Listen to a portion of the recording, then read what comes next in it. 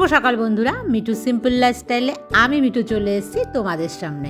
আশা করছি তোমরা সবাই খুব খুব ভালো আছো, আর আমি বেশ ভালোই আছি।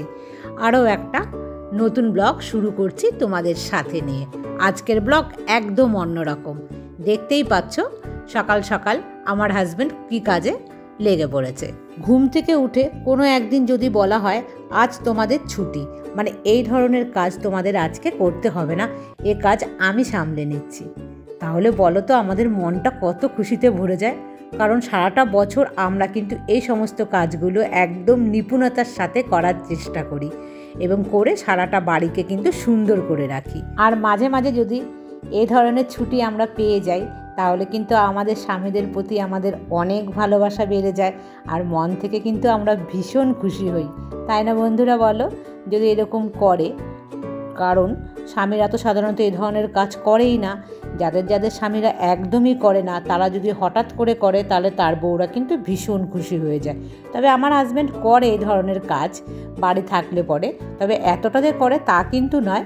যাই হোক, আজকে আমাকে খুশি করার জন্য কিন্তু সে সমস্ত কাজ নিজে হাতে করছে, আর আমি একদম সেগুলো কিন্তু তোমাদের সাথে সম্পূর্ণটা আমি শেয়ার করার চেষ্টা করছি। আজকে এই ডাইনিং স্পেসটা পুরোটাই কিন্তু সে নিজে হাতে পরিষ্কার করছে। তবে প্রত্যেক পুরুষ তো বাড়িতে সময় পায় না, তাদের নানান কাজে কিন্তু ব্যস্ত থাকে, সে কারণে তারা করতে পারে না। তবে অনেক পুরুষ আবার আছে এর মধ্যে যারা সময় পেলেও কিন্তু একটুও বউকে হেল্প করে না। আমি বলবো তারা অল্প বিস্তর কিন্তু তাদের ফ্যামিলিকে সময় দিয়ে একটু হেল্প করা উচিত, তাতে কিন্তু পরিবারের শান্তি শৃঙ্খলা সব কিছুই কিন্তু বজায় থাকে। তবে অতটা না পারলেও কিছুটা যেন পারলে তারা তাদের বাড়ির লোককে হেল্প করে। আর একটা পুরুষ কখন সবচাইতে সুন্দর হয় জানো?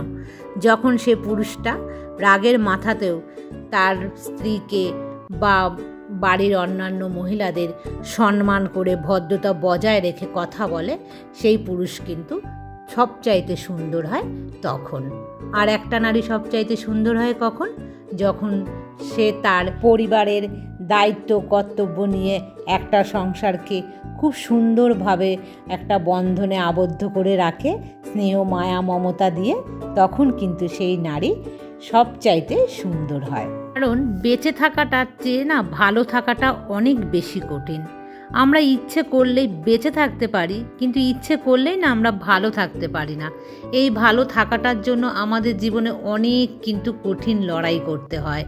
পয়সা থাকলে টাকা থাকলেই কিন্তু আমরা ভালো কেউ থাকতে পারি না, কারণ আমাদের নিজের ইচ্ছের ওপরেই ভালো থাকাটা একদমই নির্ভর করে না। পরিবারের প্রত্যেকের ওপরেই কিন্তু নির্ভর করে এই ভালো থাকাটা। শুধু আমি বা তুমি ভালো ব্যবহার করলেই কিন্তু হবে না, প্রত্যেককে পরিবারের ভালো ব্যবহার করতে হবে, তবেই কিন্তু একটা সম্পর্ক ভালো থাকে আর আমরা প্রত্যেকে একসাথে ভালো থাকতে পারবো।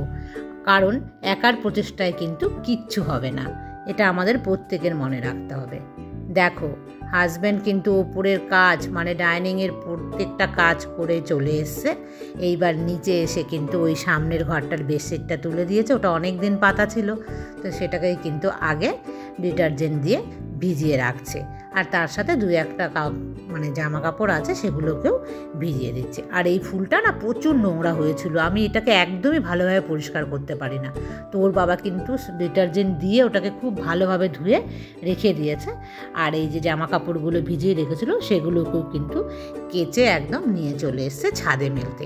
আজ সম্পূর্ণ কাজ কিন্তু সে নিজে হাতে করছে, মানে আমি যা যা করি সেই সম্পূর্ণটাই কিন্তু সে আজকে নিজে করছে। তোমরা কিন্তু ভেবো না যে আমি অত্যাচার করছি, যে সে অত্যাচারিত পুরুষ, সে নিজের ইচ্ছেতে কিন্তু করছে, আমি জোর করে কিন্তু কিচ্ছু করাচ্ছি না এগুলো।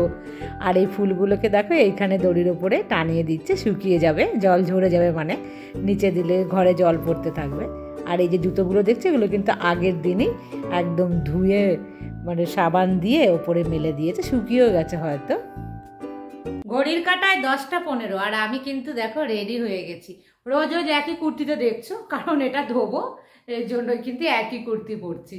এখন যাচ্ছি বাজারে। এখন আমার যে হাউস হেল্পার সে কাজ করে গেল, বৃষ্টি হচ্ছে সকাল থেকে কিন্তু আমাদের এখানে ভীষণভাবে, তো সমস্ত কিন্তু রুটিন উলটপালট হয়ে গেছে। আর শুরুটা তোমরা দেখতেই পেয়েছো কিভাবে শুরু হয়েছে। যাই হোক, আশা করি তোমাদের ভালোই লাগবে। তোমরা কিন্তু আমার সারা দিন আমার সাথে থাকো, পুরোটা দিন তোমাদের সাথে আজকে আমি শেয়ার করব। সকালবেলা ওর বাবাকে 1 কাপ চা আর 2টো বিস্কিট দিয়েছিলাম, আর আমি কিন্তু সেটাও খাইনি। আমি 2 গ্লাস জল খেয়েই আছি। অনেক দেরি হয়ে গেছে বলে খুব হুটোপাটা করে কিন্তু দুজনে মিলে প্রথমে চলে আসলাম এটিএমে। এসে দেখছি এটিএমটা খারাপ। তো তার কিছুটা সামনেই আর একটা এটিএম আছে, তো সেখানে আসলাম। অবশেষে এই এটিএমটা মনে হচ্ছে ভালো আছে। যাই হোক, এই এটিএম থেকে কিন্তু আমরা টাকা পেয়ে গেছি। তারপর দুজনে মিলে চলে আসলাম বাজারে। আর সকাল থেকে প্রচণ্ড বৃষ্টি হচ্ছিল, জল কাদায় কিন্তু ভর্তি হয়ে আছে বাজার। আর সকাল থেকে মনে হয় লোকজন বেশি আসেনি অত বৃষ্টির জন্য। বেলায় এসে দেখছি বেশ কিন্তু ভালো লোকই দেখা যাচ্ছে বাজারে। মাছ বাজারে এসে দেখছি এখানেও কিন্তু বেশ ভালোই লোক আছে, কারণ এত বেলাতে কিন্তু একদম লোকজন থাকে না বাজারে। যাই হোক, মাছ আর সবজি নিয়ে দুজনা কিন্তু রওনা দিচ্ছে বাড়ির দিকে। এটা কিন্তু মেয়ের স্কুলের রাস্তা। যাই হোক, চলে আসলাম বাড়িতে। প্রচণ্ড বৃষ্টি হয়েছে না, জল কাদা হয়ে গেছে। ভুলেই গিয়েছে জানো তো আমি যে বালতি করে জল রেখে যাব বাইরে। যাই হোক, তারপর দেখো মাছ নিয়ে এসছে আজকে। এগুলো হচ্ছে জ্যান্ত রিঠে মাছ বলে সেটা, আর তার সাথে একটা ছোট্ট ইলিশ মাছ এনেছি। আর এখানে সবজি এনেছি কিছু, সেটা তোমাদের সাথে আমি পরে শেয়ার করছি। আগে প্রচণ্ড খিদে পেয়ে গেছে, তো কি খাচ্ছি দেখো, মুড়ি আর মিষ্টি এইসব দিচ্ছি আমার বরকে। এত কাজ করলাম সকাল থেকে, তারপর দেখো এই ধরনের খাবার। আমার বর কিন্তু কিচ্ছু বলেনি, ভীষণ ভালো ব্যবহার করছে আমার সাথে। আলু, বেগুন, আদা, এর মধ্যে ভেন্ডি, পটল, কাঁচা লঙ্কা, উচ্ছে, টমেটো, আর ওখানে গাঁটি কচু। এই ছিল সবজি বাজার। আর আমি কিন্তু খুব হুটোপাটা করে রান্না করে ফেলেছি। কি রান্না? এখানে আছে আলু উচ্ছের ঝোল, এটা আমার বর ভীষণ পছন্দ করে। আর ইলিশ মাছের তেল ভাজা, আর এই যে ছোট্ট 5 পিস ইলিশ মাছ রান্না করেছি। যাই হোক, স্নান টান করে কিন্তু আজ খুব তাড়াতাড়ি খেতে বসে গেছি, কারণ প্রচণ্ড খিদে পেয়ে গেছিলো। এরপর কিন্তু বিকেলবেলা জানো তো আমি না ঘুমিয়ে পড়েছিলাম। ভেবেছি তোমাদের সাথে শেয়ার করবো কী করছি। এসে দেখছি বেডশিট সব তুলে না এই ব্যাগের মধ্যে ভরে রেখেছে, আর যেগুলো ভেজা আছে সেগুলো কিন্তু মেলা আছে। আর আকাশটা দেখো কেমন হয়ে আছে। তারপর কিন্তু সেই সমস্ত নিয়ে নিচে চললো। তারপর আমিও তার পেছন পেছন কিন্তু নিচে এসে বেশ কয়েকটা মৌসুম্বি লেবু কেটে নিয়েছি। একদম মনে থাকে না জানো তো আমার ফল খাওয়ার। ভীষণ আলসেমি কিন্তু আমার, ফল পড়ে পড়ে শুকিয়ে যায় ফ্রিজের মধ্যেই। সে আলমারি থেকে কয়েকটা জামা কাপড় নিল, সে গুছিয়ে গাছিয়ে রেখে তারপর কিন্তু একটু ঠান্ডা হয়ে লেবুগুলো খাচ্ছে। তারপর সে চলে আসলো নিচে। তার সমস্ত জিনিস এলোমেলো করা আছে, সেগুলোই কিন্তু সে গুছিয়ে ভাঁজ করে সমস্ত জিনিস রেখে দিয়েছে। আর তারপর এই বেডশিটটা কিন্তু সে পেতে দিচ্ছে। এখানে যে সকালবেলার তোলা হয়েছিল, আমি কিন্তু আর অন্য কোনো বেডশিট পেতে দিইনি এর মধ্যে। যাই হোক, সেই বেডশিটটাই আবার পুনরায় পাতা হলো। তারপর তাকে কিন্তু আবার আমরা উপরে নিয়ে আসলাম। নিয়ে এসে তাকে এবার আমি 1 কাপ চা দিলাম। সে কিন্তু বিস্কিট খাবে না। চা খাওয়ার পর আবার কিন্তু দেখো দুজনা রেডি হয়ে গেছি। রেডি হয়ে যাচ্ছি আমার হাজব্যান্ডকে নিয়ে একটু ডক্টরের কাছে। এটা অবশ্য হোমিওপ্যাথিক ডক্টর। এর কাছে অনেক বছর ধরেই কিন্তু আমিও দেখাতাম আগে, আর এখন আমার হাজব্যান্ড দেখায়। আর এখানে না একটা খুব ভালো নিয়ম আছে কিন্তু, এই ডক্টর দেখানোর আগে তার অ্যাসিস্ট্যান্ট কিন্তু তাকে দেখো প্রেশার মেপে নিচ্ছে।